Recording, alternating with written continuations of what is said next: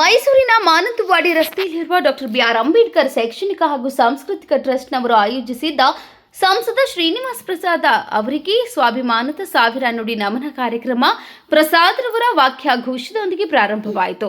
ಅಧ್ಯಕ್ಷತೆ ವಹಿಸಿಕೊಂಡು ಮಾತನಾಡಿದ ರಾಜ್ಯದ ಮುಖ್ಯಮಂತ್ರಿ ಸಿದ್ದರಾಮಯ್ಯ ಮಾತನಾಡಿ, ಶ್ರೀನಿವಾಸ ಪ್ರಸಾದ್ರೊಂದಿಗಿದ್ದ ರಾಜಕೀಯ ಸ್ನೇಹ ಸಂಬಂಧದ ಬಗ್ಗೆ ಮೆಲುಕು ಹಾಕಿದರು.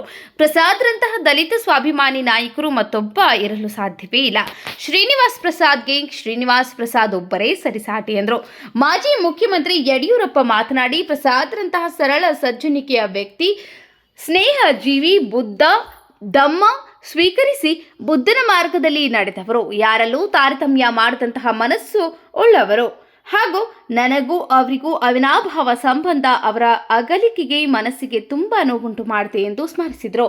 ಮಾಜಿ ಸಚಿವ ಪಿಜಿಆರ್ ಸಿಂಧ್ಯಾ ಸೇರಿದಂತೆ ಹಲವು ನಾಯಕರು ಪ್ರಸಾದ್ರನ್ನ ನೆನೆದರು.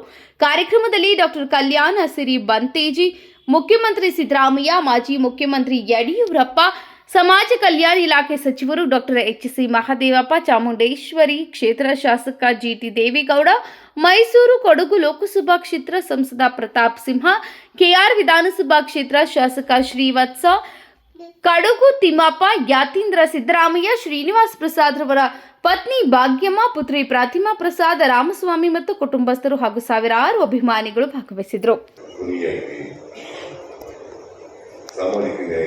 ಕಲ್ಯಾಣ ಶ್ರೀ ಬಂತೇಜಿಯವರೇ, ಜನಪ್ರಿಯ ಮುಖ್ಯಮಂತ್ರಿಗಳಾದಂಥ ಮಾನ್ಯ ಸಿದ್ದರಾಮಯ್ಯನವರೇ, ಮಾನ್ಯ